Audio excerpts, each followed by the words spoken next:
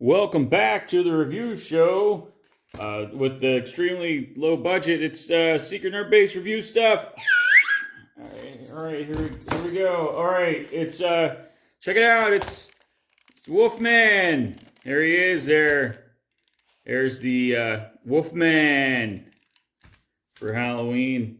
We got the original 1941 film. The WolfMan is a 1941 American horror film written by Kurt Siodmak and produced and directed by George Wagner. The film stars Lon Chaney Jr. in the title role. Title characters had a great deal of influence on Hollywood's depictions of the legend of the werewolf. The film is the second Universal Pictures werewolf film, preceded 6 years earlier by less commercially successful Werewolf of London, 1935. The film is part of the Universal Monsters movies and is of great cinematic acclaim for its production. So yeah, it's pretty wild stuff here. You know, we're real happy to have been able to watch this growing up and everything.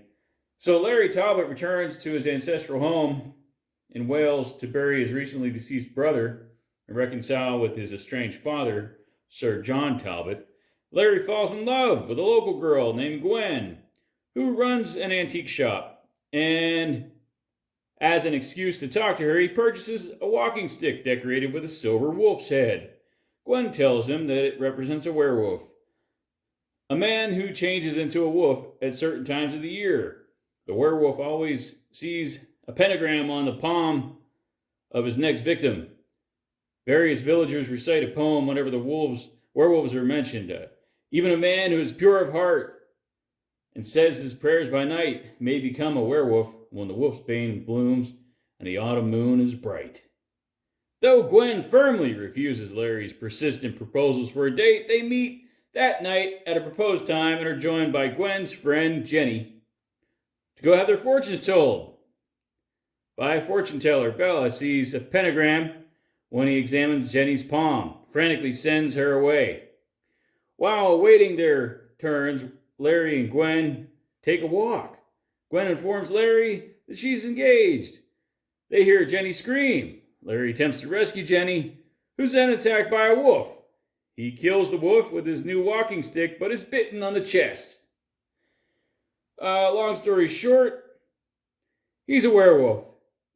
And he's upset about this. He decides to leave town.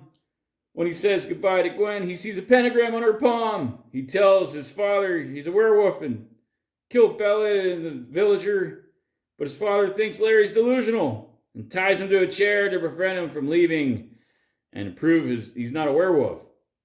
But then the moon rises and, well, you know the rest. So, hey, I'm not going to spoil it. Check it out. One of the best films ever made.